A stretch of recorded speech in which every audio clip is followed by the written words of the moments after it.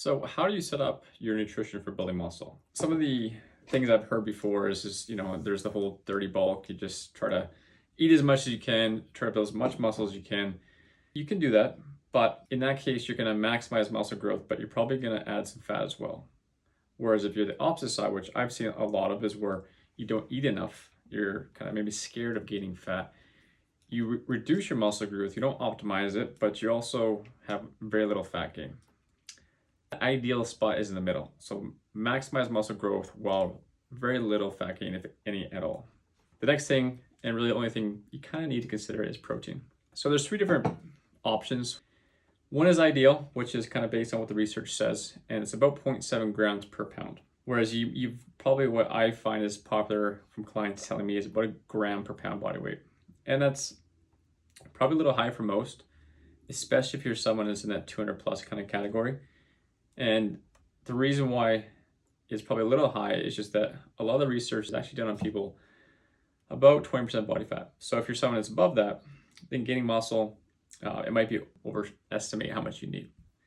A practical amount, what I find works for most people, is about 100 to 160.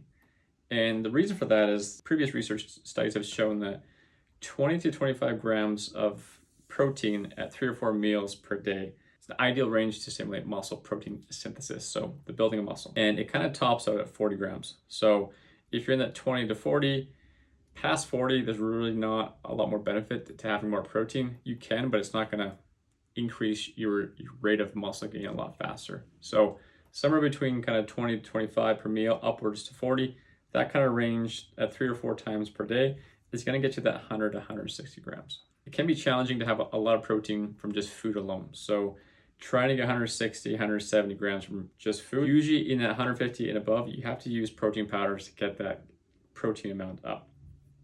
So if you're someone that maybe is vegetarian or vegan, getting 150, 160 grams without a protein powder, if you're someone that doesn't want to use supplements, it can be quite challenging. So then step 3 is just set a goal.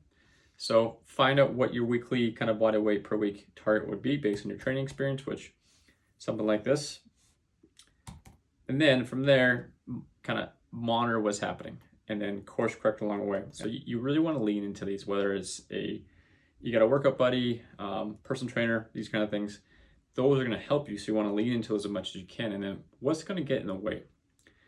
And you want to manage those. Sometimes you can't get rid of them, but you want to do your best to kind of come up with some ways to strategize how to minimize them, interfering with kind of your ability to reach your goal. Thanks for watching.